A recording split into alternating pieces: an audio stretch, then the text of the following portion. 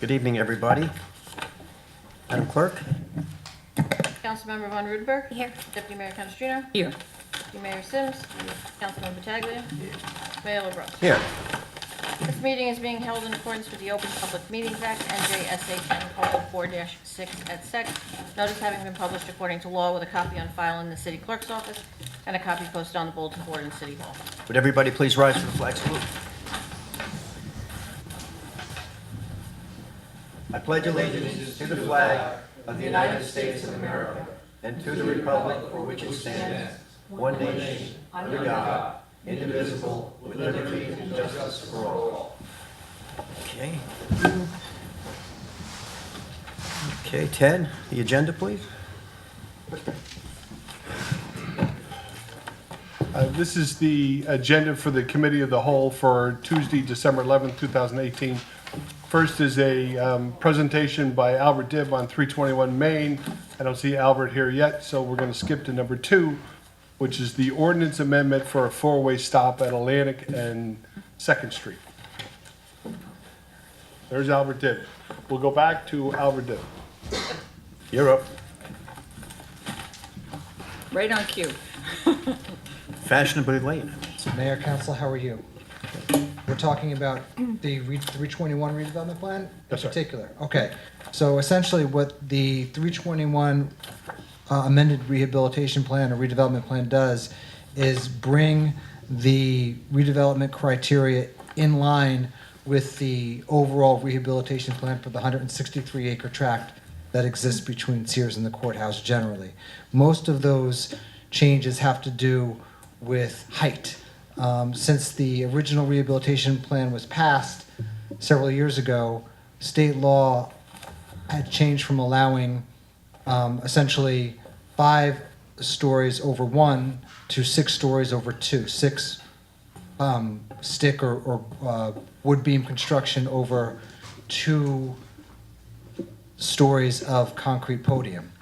And there are other, it also reflects other changes such as additional uses.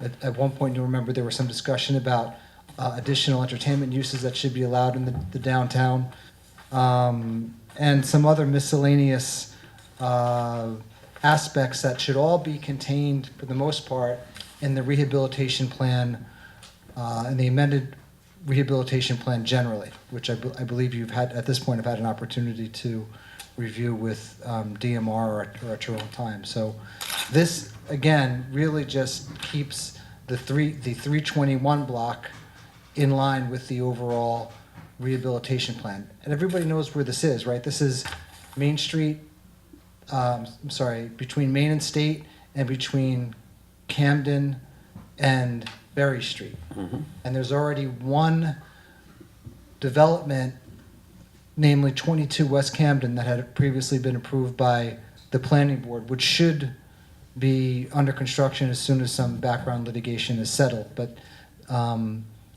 this is part of that overall area, the 321 block. So I'm happy to try to answer any questions if that wasn't clear. But I see the overall rehab plan changes are on tonight also. So Right. this amendment includes the ones that are being proposed tonight as well, right? Well, this is specifically what I was asked to speak on tonight was the 321 block. I mean, this, and much of what I'm saying here pertains to the overall rehabilitation plan as well. Most of the significant changes have to do with height. If the state law allows for additional height on Main Street and in the downtown, that needs to be reflected in the plan so that we make sure that that we're not preventing anything that state law would otherwise allow. Now, I'm just asking, will we have to change it again because we're bringing new change? For example, the new changes tonight on the rehab overall designation talk about leasing signs. Remember we talked about this, like how large they could be and how long they could be. Right. Like, would we now, because we're also amending that plan again, do you feel that they're consistent? That's my question. I do. I think that anything that happens, for the most part, everything that's addressed in the rehabilitation plan with respect to signage will cover the entire area specifically. But whenever you have a specific redevelopment designation, then you want to take specific care to make sure that those changes are reflected in those individual plans as well. We may have to do this for other redevelopment areas in the rehabilitation area, and that's something that we'll do as it becomes necessary to do that, but that's not before you tonight. It's really just the 321 block and the entire rehabilitation plan generally. So I don't know if that's clear or... I agree with you that I think the main thing was the change in stories based on the fact that they're now allowed to build stick frame and have an additional story. So to make that consistent with what the state has put in place. I think the only other thing I thought was important too here was, and these are again, these documents to me are evolutionary because as we learn things, we continue to improve them and make them, more easier to follow, easier to understand. I think there was one other thing, because I know it came up at planning, is that when we're looking at on-street parking, it can only be counted towards retail parking, not Right. residential. So that was one of the That's that was another... another significant change that, when folks are trying to get their parking numbers. Right. We're not going to be counting the on-street parking for a residential use, only for retail. I think that was one of the other. That's another other change. things you Another mentioned. change is the minimum dwelling size. It was a maximum of 5%, can be less than 550 square feet. That's a change or a departure. There are some additional usage for accessory uses, bank branch, retail shops, accessory uses within hotels and office buildings, provided they are located on the first floor. Bank branches, retail shops, barber, beauty, coffee shops, these are tweaks, overall tweaks to the plan that, and you're right, this is an evolving document that we are going to have to adapt as there are changes in trends and consumer habits. We'll, be ever on the watch for things that need to be tweaked and modified over time. So, Okay, thanks. any other questions? No. Okay. Thank you, Thank Albert. you, Albert. Number 2 is the ordinance amendment for a four-way stop at Atlantic Street and Second Street. These changes, a traffic study was done. This was also reviewed by the Traffic Bureau of the Hackensack Police Department. And the ordinance would be amended to Chapter 170 of the Code of the City of Hackensack, Vehicles and Traffic, establish a four-way stop at the intersection of Atlantic Street and Second Street. This will also hopefully anticipate issues of redevelopment for the city. We're trying to proactively start to address some of these issues, and obviously as the city grows and so does its use or lack of use, we'll be altering intersections and moving forward with these issues, because we're obviously trying to make the city safe for all of our motorists and obviously most importantly our pedestrians. So this was a two-way and now it's going to be a four-way stop. Yes, ma'am. It's, I got a problem. Who asked for this study and who asked for this four-way stop? I did. Second Street and Central Avenue is one of the worst corners in the city of Hackensack, and they have 5 times more accidents than Atlantic Street and Second Street, and we want to make that a four-way stop. Let's make Second Street and Central Avenue a four-way stop. Well, my answer to that is I have no issue with that, but we have to present it that way and it has to go to traffic. So just say you want a study done and they do it. We've done the study done already, and it's dangerous. Well, There's that much through traffic there, Dave? I mean, because I'm Second talking Street. about accidents, Captain. That's what we're No, talking but I'm about. saying there's that much, because I mean, to me, It's 5 Second times Second Street dead ends there, right? What is it, that American Legion? Is that, yes? I'm talking about on Second and Central. No, I understand, so I'm just trying to, in my mind, just think about that there's that much traffic is what I'm asking, that crosses We're that. talking about accidents. That's what we're talking about, safety, pedestrian safety. Like, but I think we should do a study on it. We Do a should do a study on study, it. but they It's got a also warrant, look at- and they have to that's look at the my next miles, 2 points I need to number make. of cars. as We have more traffic over here than on Atlantic and Second. Atlantic and Second's busy because that's where the cancer center is, unfortunately. So I know there's a lot going on over Central there. Avenue and Second Street, yeah. Yeah. We should look into it then. Just do a count on the cars, just like they did here on that, and compare 'em. My 2 points that I'm gonna bring up are this. We had put 2 or 4-way stops in the city before and had to remove them because we didn't get a warrant to do so. So we need to do the state. We did this, this study was done. Just wanted to make sure, because I certainly don't Oh, no, want I went through a study get these with things up and Megan. then have to take them down and somebody gets killed. don't know. Because, we're lucky that hasn't happened at these other We had a locations. traffic control study done by Negla Engineering, and then we had a review by the Hackensack Traffic Bureau, and they cross-checked each other to make sure that we were in compliance. As long as the state approves it. There is some rule out there about the number of accidents in the last so many years, because where was it, Anderson and Clarendon that we had to Yes. put one up? Because people complain there all the time, it's horrible, but yet And also there haven't been that many Fairmount, accidents. so we Fairmount had to had one remove as it. well. In all of these traffic controls, whether they're traffic lights or intersections, there are sets of what they refer to as warrants. They have to meet these criteria. If they meet them, great. If they don't meet them, you can't install them and they're not legitimate, and I think that's your prior issue. That's what happened to us before. But it's prior to my service. So Right. I'm confident that we have taken all the steps to make sure that this is in compliance. And per Mayor and Deputy Mayor Sims, we will conduct an One investigation. person killed over here on Second and Central, and nobody on Atlantic and Second, so I don't know. I think a student was just hit there. Just had a student go flying over the hood of a car last week. No one was killed, but we just had an accident there this past week. I will get you the information and we will have a discussion. Yeah. Yes, sir. Point 2. Very concerned about, I'm not a big fan of 4-way stops. They're very confusing to most people. A lot of people don't know what to do when they get in one. They look, they don't know where to go, they know who has the right of way. That said, this is at the bottom of a hill. It's also a big sun glare area, big time, to the point where sometimes you can't see coming down that hill in the morning, especially this time of year. We need some these signs have to have some advance notice of the new signage, whether it's blinking signs or something to really warn people that this is going to be a 4-way stop. You just can't put up 2 stop signs and that's it. We have to give some type of notice. You really can't, we can't put the trailer out there. There's no room for it.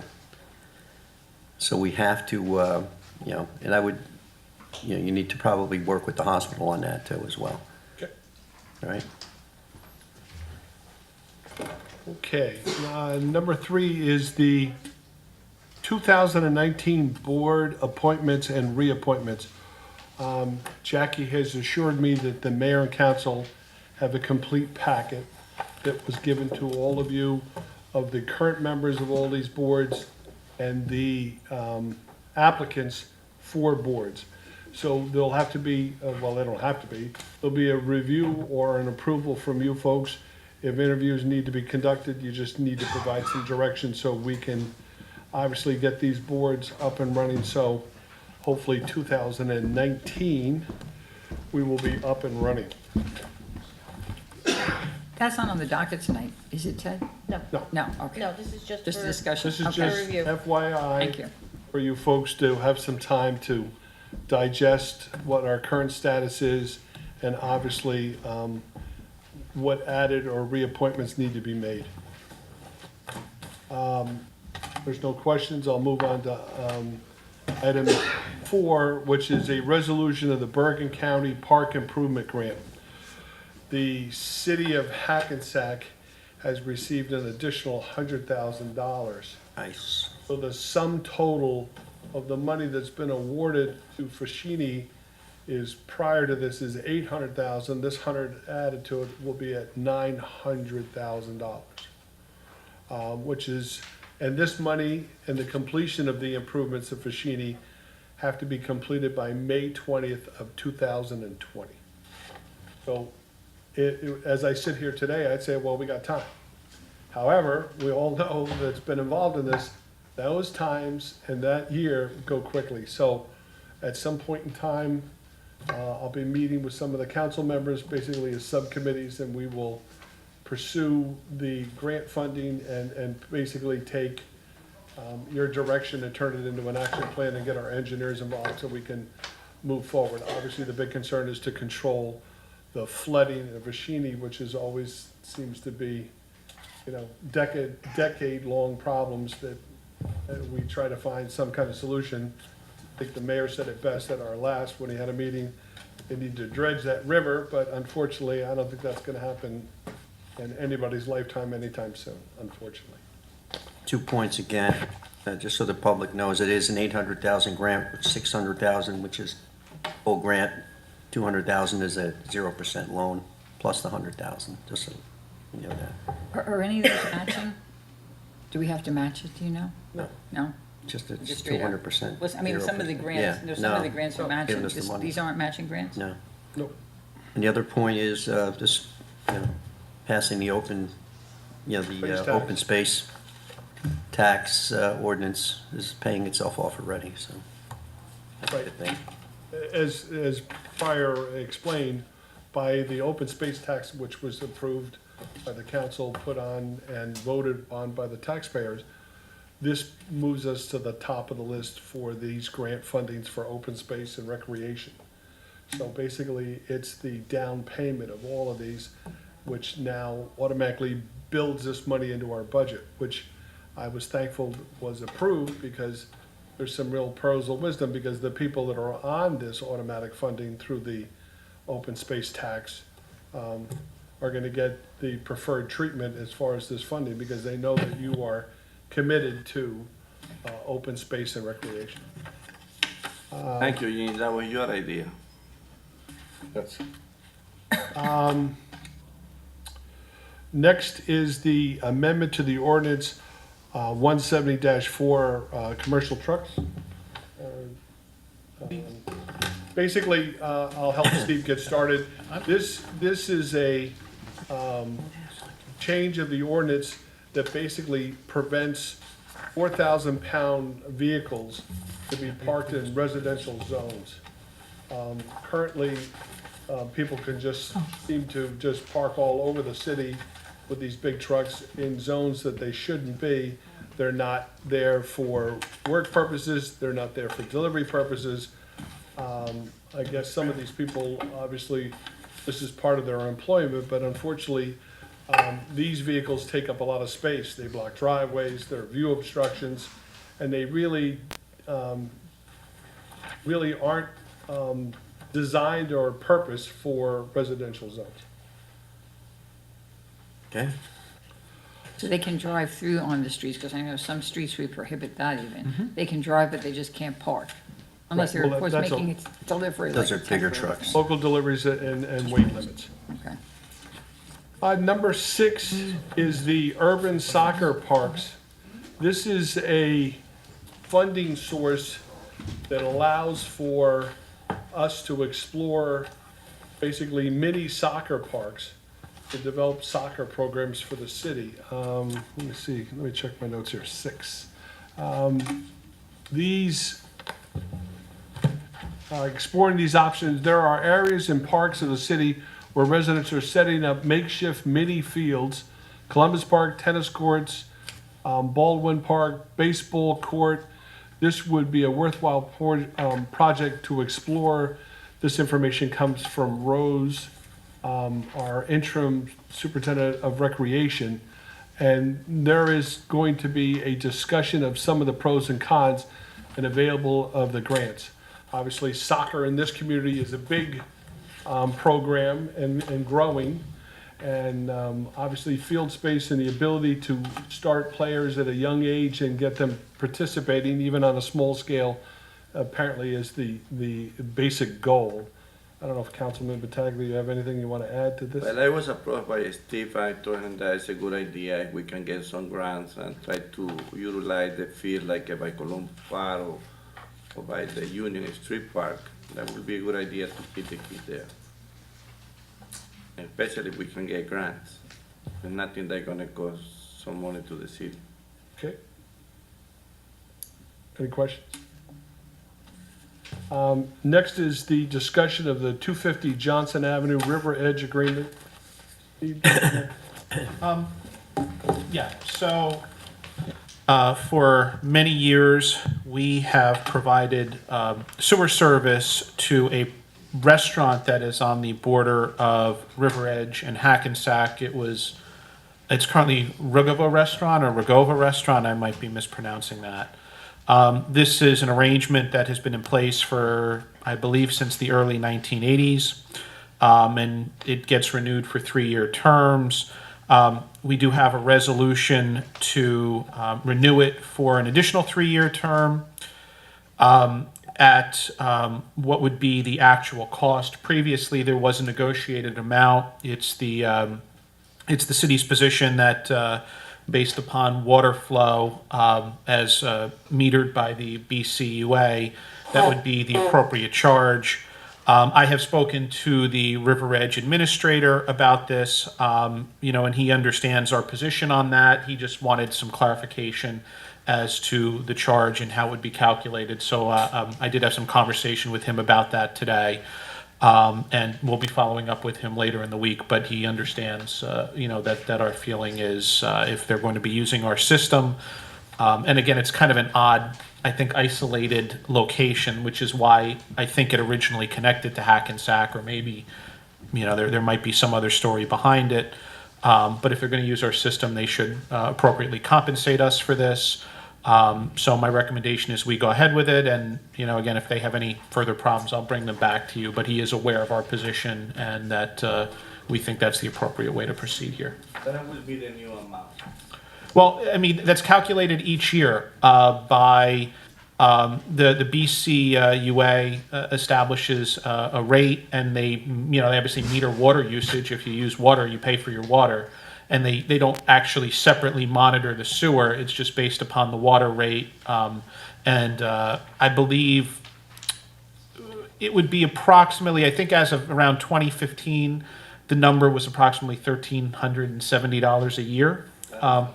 So somewhere in that neighborhood, probably gone up a little bit. So roughly $1,500 per year. But each year we get a report from the BCUA for certain properties that's called the Tier 2 User Report.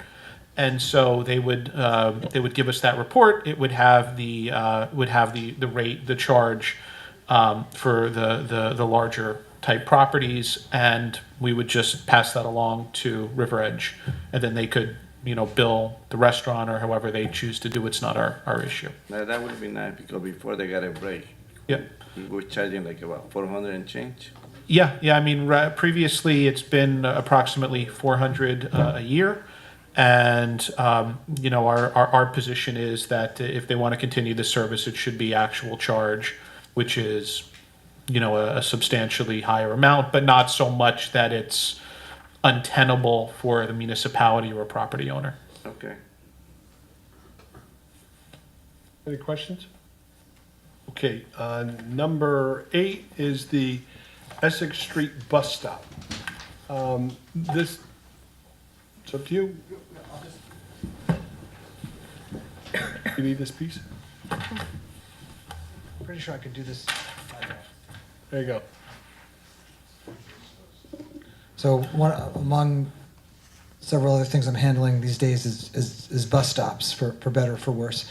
But we had a request that we relocate a bus stop that was one time relocated from the corner of State and Essex in front of a residential garden apartment on Essex Street, which had been the source of a lot of disruptions for the residents that were living in that residential garden apartment. The police department received a number of complaints because there's only about 10 or 12 feet between the bus stop itself and living rooms of 3 or 4 residents who live on Essex Street. And because there's no bus stop there and no bus station there or bus shelter, passengers were taking advantage of the stoop to the front of the main entrance to the residence. Mm-hmm. So we reached out to New Jersey Transit, and after several conversations, we determined that it would be fairly simple to move this down Essex Street about 350 feet to a location that was less disruptive and might ultimately be able to accommodate a bus shelter. So that's the change that you see before you tonight. If there's any questions, I'm happy to try to answer them. Who pays for the bus shelter? I thought New Jersey Transit paid for them and we maintained them. Well, this is, what we're talking about is a bus stop relocation, first of all. The bus shelter would be a separate discussion if and when we're ready to have that, and we Okay, could I talk thought this about was that. about the shelter. This is about the relocation of a deleted stop. There's a distinction between a bus stop and a bus shelter. This is the relocation. What's on the docket isn't about Oh. the shelter? Both of them are. Yeah. The bus stop is And- one, and the and the bus shelter- shelter. is this the same At shelter? Port and Main. That's a Oh, different, different one. I'm talking Okay. about 84 Essex Street. Different one. Okay, I thought it was the same location. Right. Thanks. Two And- separate. I know I read somewhere. Can you answer that question? Because that's Yeah, but something that I anyway, had. who's Who responsible? pays for those? Who's responsible for the bus shelters? Well, so there's a few different ways we can handle the bus shelters, and I'm just getting up to speed on this. But in many instances, there are some shelters that are the city's responsibility to maintain, Okay. and the city's responsibility to erect. There are other instances where we can take advantage of an advertising system, and the name of the company is escaping me, but they will essentially erect the bus shelter for us, put advertising on it. It becomes revenue generating for them, and like as was the case with the one that was in front of the Home and Moving site, which is getting torn down now. That was a cooperative advertising. Is it Sign Systems? I think is the name of it. I believe you're right. Yeah, and what they took it down and they will relocate it again when we're ready to put it back up. In the case of Main and Court, at the top of my head, I don't know offhand if that's one of the ones that we're paying for or not, but I can. It just seems strange to me. I mean, these are being put up for the convenience of New Jersey Transit's customers. Like, why wouldn't they pay for it? I could see us shoveling it out in whatever, in bad weather, but I would think they should be the ones responsible for buying it and putting it out. It's for their customers. Yeah, in many instances they do, and I don't want to be quoted on this, but I'm fairly sure the one that you're seeing before you tonight is one of the ones that they're doing. That's But something I would like sometimes to find residents out. complain to the town, and they say, I'm a resident, I live here my whole life, I get on this train every morning to go to work, and there's no way for me to take. They're not going to put up a shelter at every stop. It's simply cost prohibitive. No, I understand, but I think we have to make sure before we offer to pay for it that they're not gonna. Yeah, I'll see if I can get an answer Okay. for you on that before the. And Stephanie, before didn't the- you want to ask something too about, you saw some nicer ones? When you're on Kindercramack going up towards River Edge, they seem to have, they're pretty nice looking bus stops. They're a little bit different looking. They have like the glass with the black wrought iron. I was wondering why some towns have that, some towns have the older version. I didn't know. who was Especially for responsible like the that. court and anything on Main Street, if we could make it look a little nicer. Yeah, so it's a matter of preference and a matter of cost and what we're willing to do and what we can finagle New Jersey Transit to do. And it's a system that, you have to. And let's finagle to Yeah, get the best price from I New would- Jersey Transit But for the us. other wrinkle in that is DPW, if they're maintaining it, they don't like glass. Because I think what happens is even if they do pay for it and they erect it, we're responsible for its upkeep. So if glass breaks, that's on us. Is it real glass? I don't know. In many It's cases just- it is. and if Probably the it's- plexiglass. But it's Plexiglass. expensive. It's expensive and It's like Lexan. it will break. So what are ours made of? It depends on which ones you're talking about. In many cases, I think they're safety glass. I think they, if you throw a rock at it. Just that I know what you, like, where you have the black trim, like it just looks a little Very bit nice. nicer. And especially that we're doing all the black on Main Street, the lighting and the benches and, Right. So the assignment is to get the best bus stops, but not pay anything for it. you got it. All right. I'll get right on. That's We're always the challenging goal. you to that. That's always the goal. In State Street, not Main Street. Main Street, you don't have no buses now. Well, State Street, Central, right across the street from this building, in no shelter. that's right, we took buses off. Right. But we're erecting a new bus stop out here that's going to front right by the firehouse and the police department. Number 9 is the resolution for the corridor long pedestrian survey of Route 4.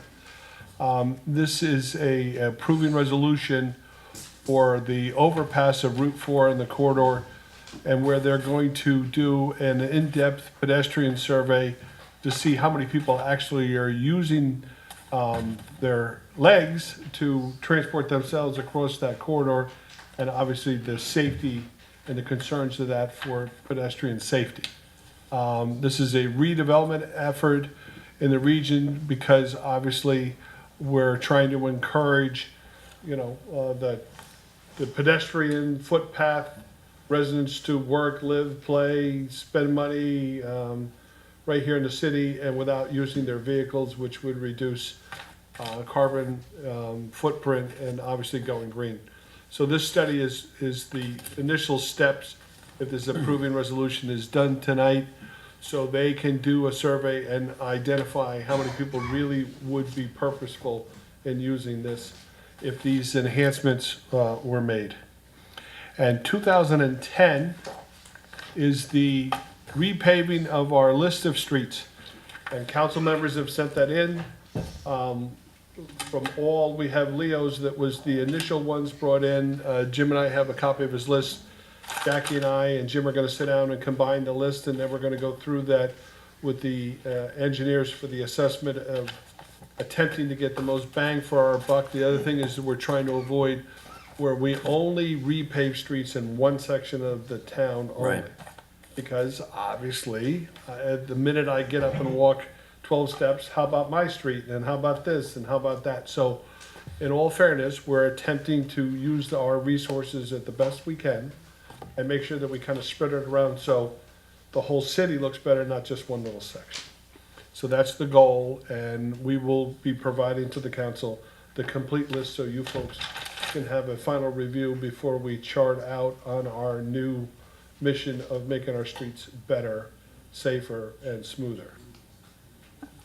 Ted, I remember, like, our in-house project manager used to do a lot of work in this regard. Like, he would go and he would give a list of the streets that were most in need, and then there would be a multiplier based on volume. So, unfortunately, if it was a dead-end little street where no one drove, even though it wasn't in great shape, sometimes it got overlooked for a while. But, he would do that, and, of course, everyone could review it and agree with it, but at least it gave a good start, and I think it was fair, because I think he looked at the whole city. Understood. Well, the other Remember part John is, John Flanagan used to do absolutely, that? but, the difference here with the type of grant we get, really driven by incomes in the areas and stuff like that, so. Yeah, but we're putting we bonded $2 million to Another- these yeah, streets. If we're doing, if we're paying for it ourselves. We are. I'm I mean, talking- There's yeah. CDBG. If it's grant money, we can only do it where Right, but specific a to the big streets part, that I are mean, the left. major part of it is city funds this year. Right. I mean, there was like 400 and something thousand CDBG or around there, Yep. but 2 million is put into the budget for the cities, so that Right. we should be able to hit what we want. Pave away, let's go. We're gonna get to her, We had Burn Street, so. the mess, that one big hole. That's all we gotta do is pave our street. We're broke, not Burn. Okay. Anywhere's near us. That one big hole we have to do, there's that one big hole that's there. I did Even laugh just at, patch it. I did laugh at the news where the woman put the Christmas tree in the pothole in the town out in Pennsylvania because they Really? didn't fill it. So she kept going to the town and called them and they wouldn't do it. So she got one of those little mini Christmas trees all decorated and she dropped it in the. It was on the news this morning, it was very So they funny. got their point? The Got a point? point across because they were filling it. So this would complete the city manager's report for the for the last meeting in December of 2018. Thank you. Okay. With that, I need a motion to open to the public, please. Offer. Second. Roll call? Councilmember Von Rudenberg. Deputy Mayor Canestrino. Aye. Deputy Mayor Sims. Councilmember Pataglia. Mayor LaBrus. Aye. Anybody from the public who would like to speak, please come forward and give your name and address to the clerk. You will have 3 minutes.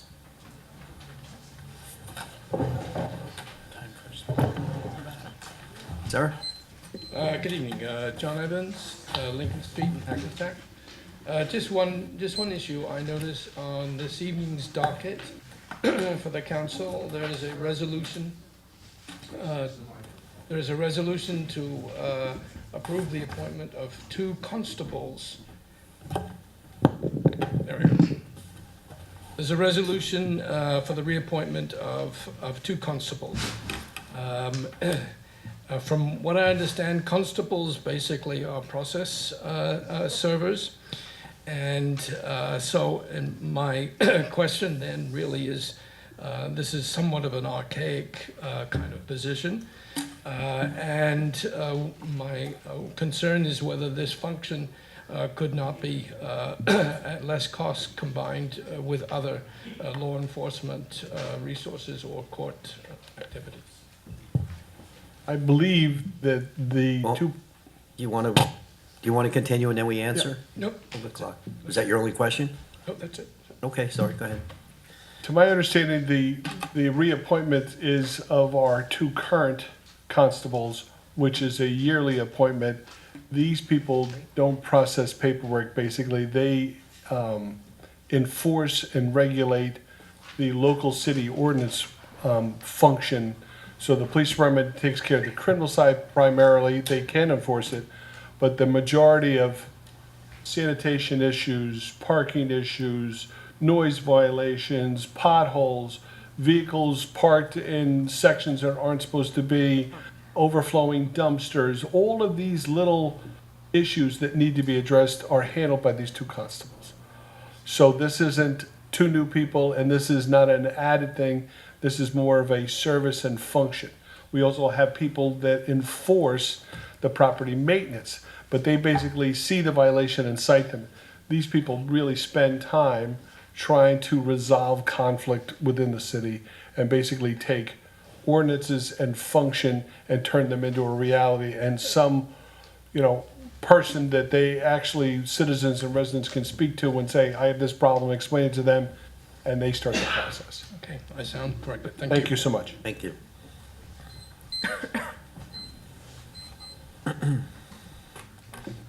Mayor and Council, my name is Martin Kramer, and I'm part of the group trying to stop our Board of Education from sneaking past us a vote on a bond resolution on for January 22nd of this coming year. Why do I say sneak? Because almost no one knows there's going to be a resolution in January on a bond ordinance, and almost no one will vote on it because they don't know about it. And the Board of Education has not given us any choice on the ballot that day. It will just be yes or no. And the problem is that there are two parts to the bond ordinance. The smaller part of the bond is to repair and renovate the schools, which everybody I know is for. We're for education. We need to have the kids safe. We need to have the schools in good shape. But the larger part of the bond is to build a new junior high school. And we maintain that there is almost no need for that at all. The board's own figures show that there's no need. And what the board has been doing for the last several years is we are actually telling the public and telling other towns and surrounding towns that we will sell you spaces for your students. So we have South Hackensack and Rochelle Park and also Maywood. We've got about 500 students from there, those towns who don't have to, those towns don't have to build new schools, and their residents don't have to have bond ordinances, and we're paying for it, and there is really no need for it. There's plenty of space. If we can fit an additional 400 or 500 students, there was space before, there's space now. The new junior high school they want to build is for 1,455 students. There is really no need for it, and the towns that I just mentioned, it's really a great deal for them because they haven't paid the per student share for the last couple of years, and they owe us about $1.5 million.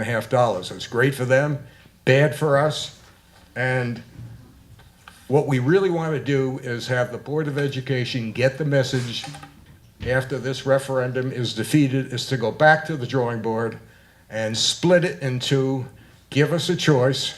We will vote for the renovations and the repairs to the schools. We're all for education, but we do not need this new. The Board of Education really has an edifice complex. It needs to have a new building, and we think that that's wrong, and the bond ordinance should be defeated, and people should vote no for it. Thank you. Thank you, Mr. Kramer. Next, please.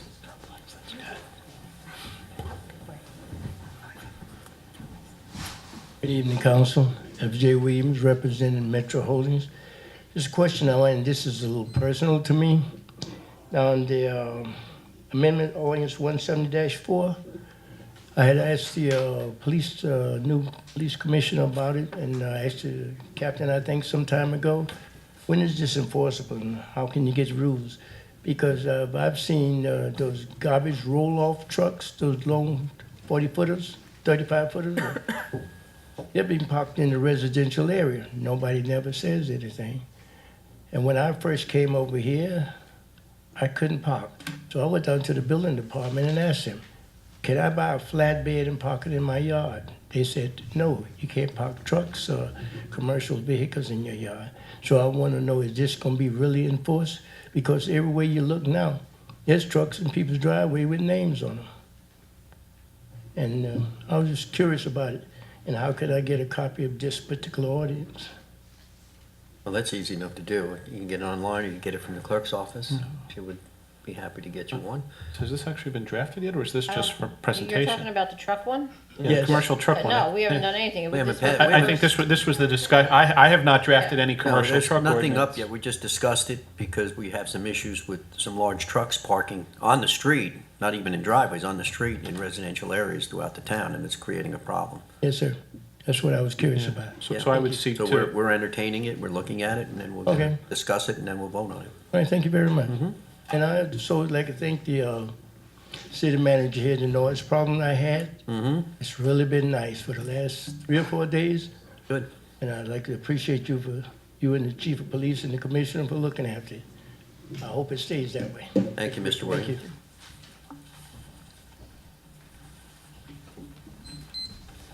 Salvatore Moretti, formerly of 387, 390, 391, 395 Park Street, Hackensack. I was somewhat concerned with regard to that statement that dredging of the Hackensack River would not be occurring in our lifetime.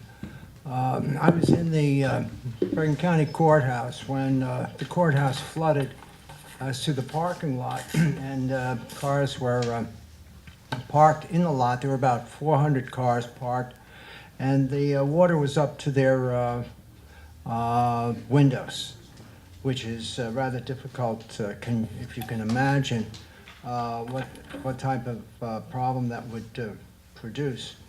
But Governor Florio was in charge at that time, and it hadn't rained for a couple of weeks. So I really do suspect that there was a problem of someone incompetent in the water system who had let the reservoir out at the wrong time and under the wrong circumstances. Also, the problem here is with gentrification and being politically correct in the New York metropolitan area is a rather interesting financial phenomenon. I was born 80 years ago in 1938, and at that time, that would be the midterm election of FDR in his second term. So in reviewing Ray Moley's The Last 7 Years and the First New Deal, noted in the way in which he was speaking about the Hyde Park conversations, that they were mostly domestically oriented, and they weren't foreign oriented. They weren't oriented toward European situation, perhaps because it was not politically expedient for them to be so. And yet, in the 7 years subsequent to 38, we were launched upon a thermonuclear war, the first one. So with me, I was really very much concerned because somebody being born in Hackensack in 38 wasn't supposed to be important enough to get involved with overseas international matters. And yet, in reviewing a 1977 Frank Ziza, Casimir Wysocki, Harry Bosshard production of History of City of Hackensack, it was fascinating to me. I have 303. I'll wind up the sentence. I downloaded it onto the computer, and I noted that it was reminiscent of Hackensack history. Thank you very much. Thank you, Mr. Moretti. Next, please.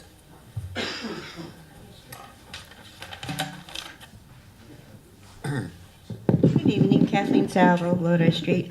Off the clock, because I just want to give some general information, and I don't think I should be penalized for it, because I have other stuff to say.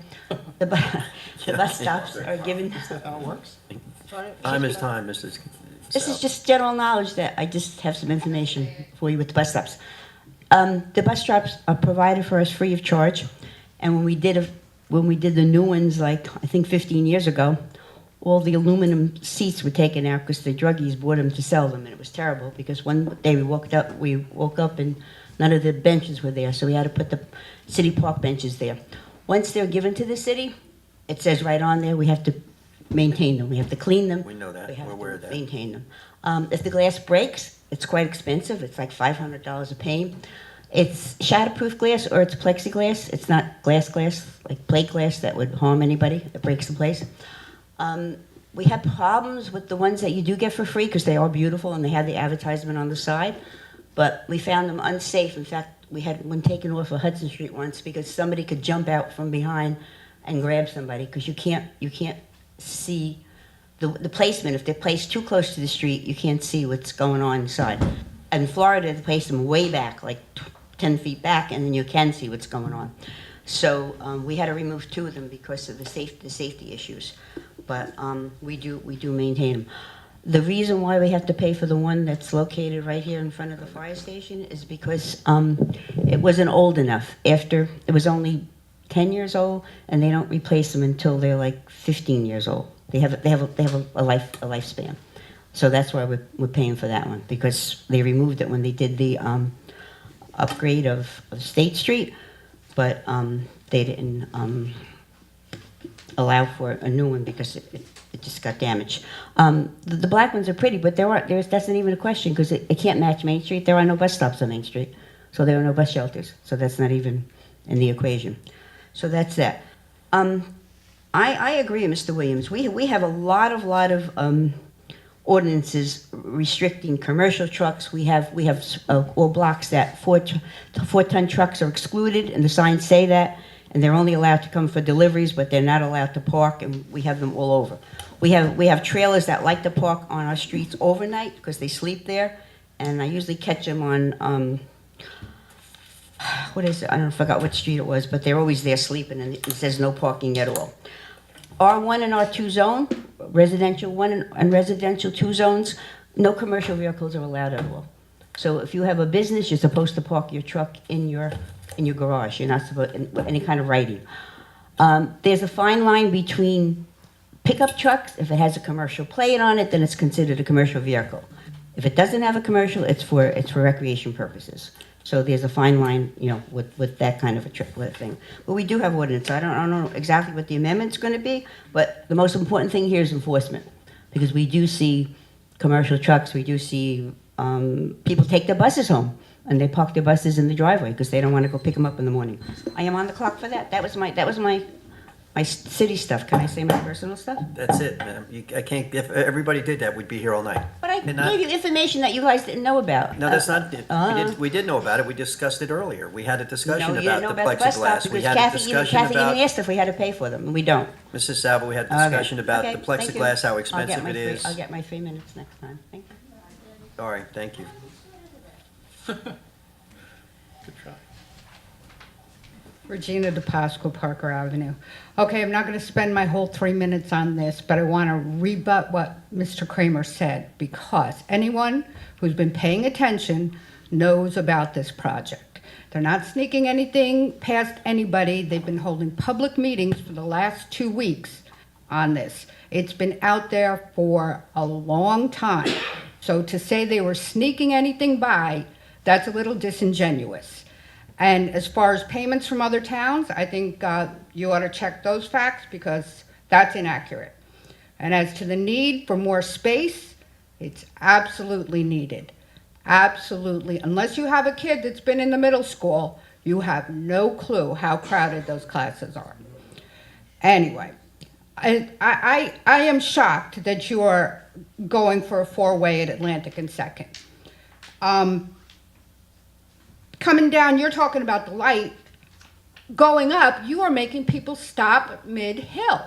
That's going to be a ton of fun in the winter. With a traffic light right behind them, a block away.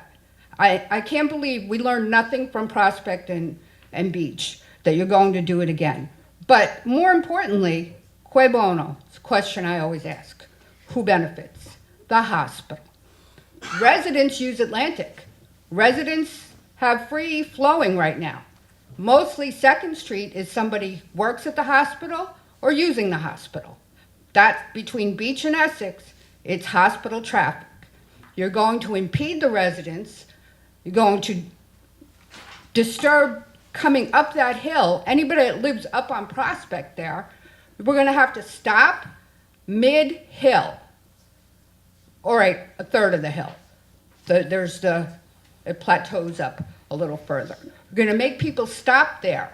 And as I said, in the snow, I do those hills all the time. I live over that way. Not fun. And to have to stop right there. But again, who benefits? The hospital. And the fact that, John, you said you requested this study and you work at the hospital, that makes me, shake my head even more. Because the residents are not going to benefit from it. Only people going to the hospital, whether for work or to use the hospital. Only the people on 2nd Street are going to benefit. And the people at 2nd Street don't stop at the stop signs. Coming here tonight, I came down Atlantic. Guy made a left off of 2nd Street, blew the stop sign. So they're not stopping anyway. So you're going to have more issues than you think you have now. Make 2nd Street a one-way then, from Essex to Beach. Do something like that. But to impede our travel up and down Atlantic Street for the hospital's benefit. And nobody else is going to benefit, just the hospital. Because anybody walking there is going to and from the hospital. Well, I'm going to comment on that real quick, because I don't believe this student that was hit and thrown over the roof of a car last week worked at the hospital. I believe he went to school at Hackensack High School. But our job in this city is to protect everybody, not just the residents, but all people. We're responsible for the safety. Our fire, emergency medical service, and police are responsible for everybody that comes into this city. We're a population of about 44,000 people that swells to over 100,000 people during the daytime, and we're responsible for them. And I have witnessed or been part of, because I do work in the safety department in Hackensack Hospital, multiple accidents there, cars and people combined. It's very dangerous. Many of our students cross the street there. It's not a safe place the way it is right now. I am not in favor of the location because of the hill, but that's why I asked to see if it was warranted. That's why I asked the city manager to just take a look at it, because I found it to be quite dangerous. I get asked by not only residents, but by people working in the area that how unsafe that intersection is. So I'm going to do the right thing and try to keep people safe. Next, please. Richard Solican, Hackensack. I don't know if you remember, about 3 years ago, it was when Jason Sohn was on the council. I got up and I spoke to you about Atlantic. And it's very, very dangerous. I don't think this is a solution, because they really zip out of there. You really need a crosswalk up by the entrance to that parking garage. You would think people would use it. No, I don't think there is one, John. You're talking about Up the upper part.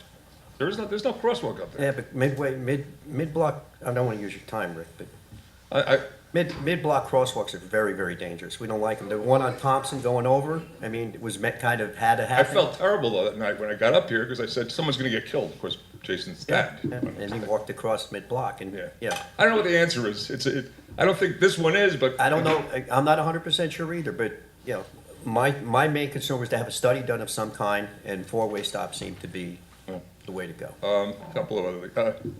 With respect to Mr. Kramer's remarks, I'm not, vote for or vote against it, that's everyone's choice. But the rearages are, you're just dead wrong. I mean, unless they've run up $1.5 million debt since April 23rd, it's just not so. There was some arrearages under the old agreement with Maywood, and under the old agreement, they were permitted to pay it off in installments. I don't know if he's talking about that, but it's certainly nowhere near that. It was a few $100,000 at this point. But I want to say this.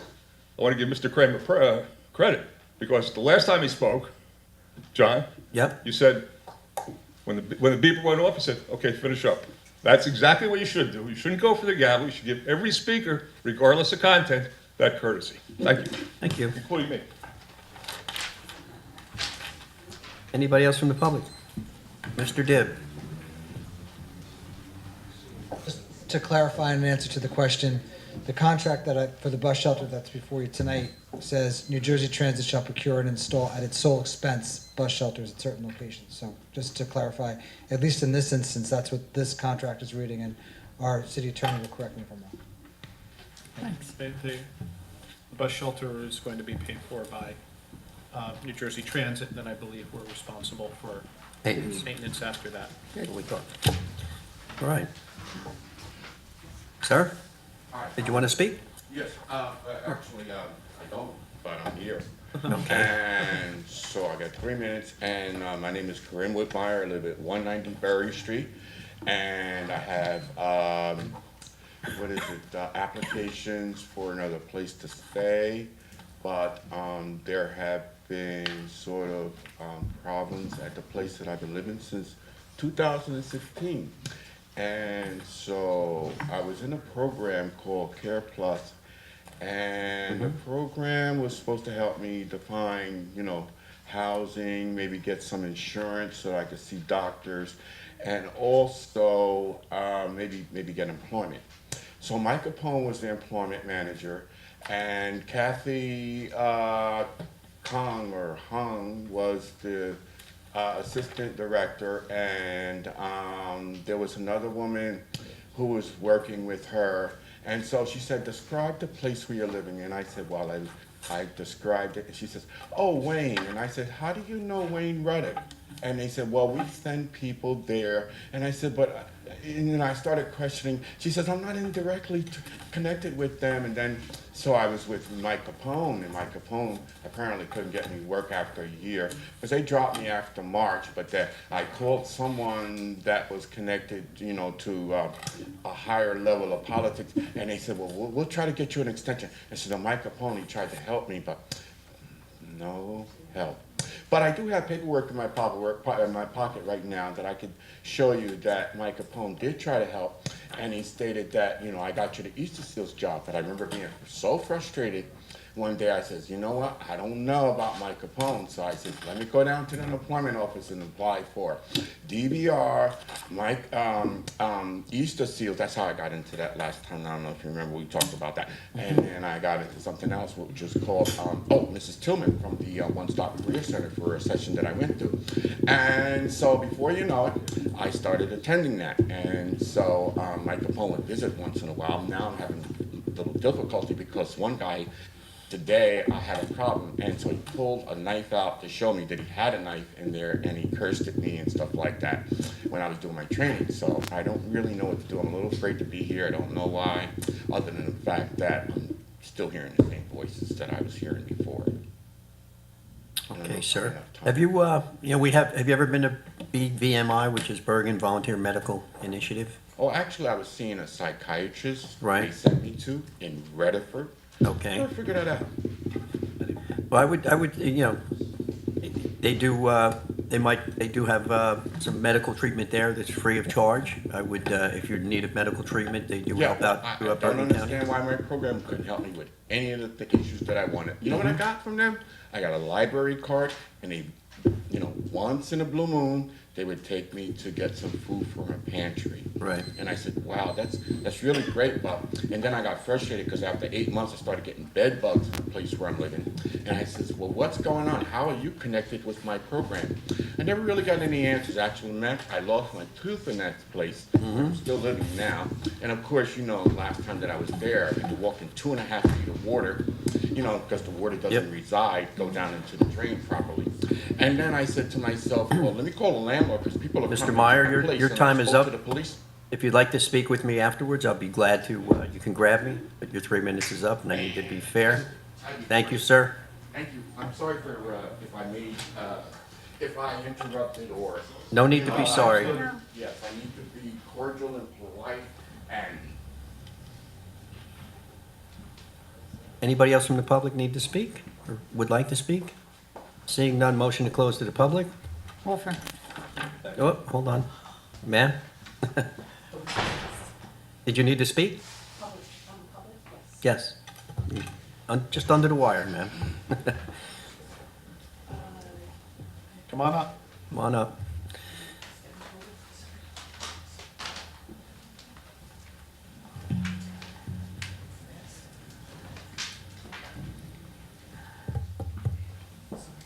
It's okay. There is another public session at the next meeting, but this is the council of the whole. This isn't the regular council meeting, so. Mayor and council, right? What's that? Mayor and council. Mayor and council. This is the council of the whole. This is an executive session where we speak and then we go in the back. We'll be back out about 8 o'clock. Then there is a public session right now, which you're welcome to speak. Oh, okay. You get 3 minutes. You have to give your name and address to the clerk. Okay, Carol Stevenson, 54-78 Temple Avenue Apartments in Hackensack. I'm here because of, my rent just went up more than $50 a month. And I'm a senior, I'm over 70.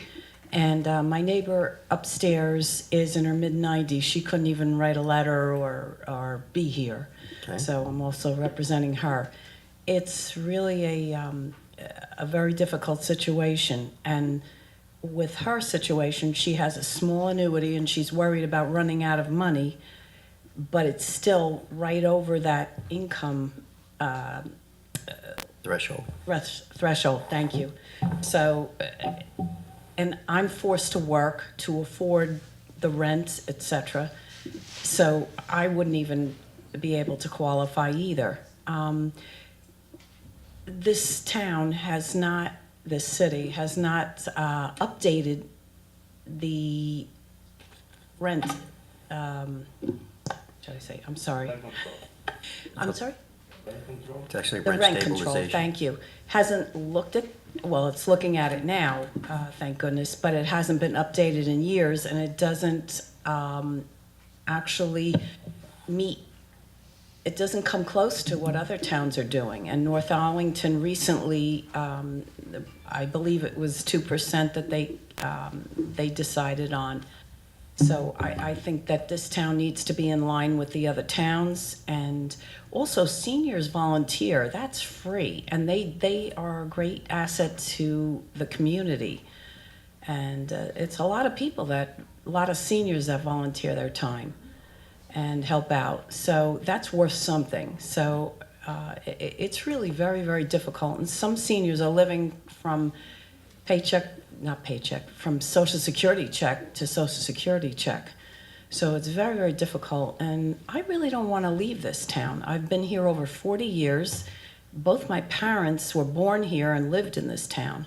So, you know, I'm pretty well planted and I'd like to stay here. So I really would appreciate, I went to the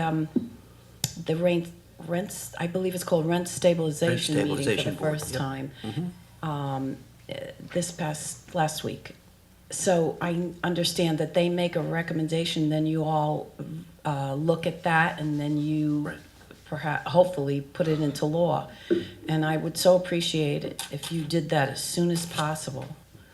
And that's about it. We're waiting for a first recommendation from them. I think the attorneys are working together, Steve. I know Steve is. We were in contact. Talking about the rent stabilization, we shared with them the state statute.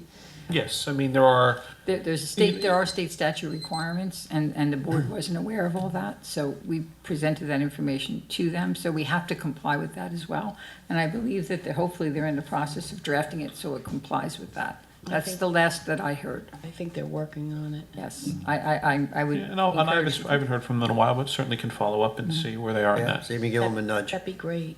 That'd be great, because I know that, I think they're anxious to get it moving too.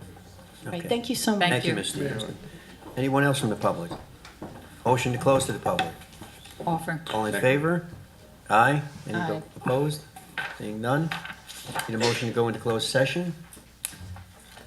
Offer. Second. All in favor? Aye. Okay. Whereas the mayor and council of the city of Hackensack deem it necessary to discuss certain actions under section 7B7 and 7B8 of the Open Public Meetings Act, which pertains to matters falling within attorney-client privilege, ongoing litigation, and personnel matters concerning the employment of a current or prospective public employee. Whereas the mayor and council of the city of Hackensack is of the opinion that such circumstances may presently exist, and whereas the mayor and council wishes to discuss the following issues: personnel matters, ongoing litigation, matters involving attorney-client privilege, matters involving the purchase, lease, or acquisition of real property, any pending or anticipated litigation or contract negotiations. Now therefore be it resolved that the mayor and council of the city of Hackensack deem it necessary to exclude the public from this discussion. The outcome of the discussion will be disclosed within 90 days or at such time as interests of the city do not require confidentiality. Well, I know tonight I will mention at least two cases. One is the Candela Terra Nova case. The other is ongoing litigation involving our former police chief, Mr. Zisa.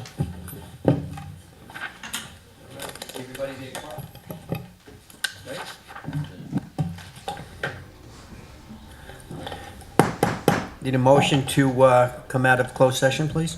Before you do that, we have to add. Oh, yes. Yes, just to note for the record, we did add a couple of cases to talk about. One was the Jason Nunnermacher lawsuit involving the, and the other was the Amica Terra lawsuit that is being up for a resolution today. Okay, so we need a motion? Need a motion to come out of closed session, please? Offer. Second. All in favor? Aye. Aye. Okay. And Madam motion to Clerk? close- A motion to close the cow. Sorry, motion to close cow session. Offer. Second. All in favor? Aye. Aye.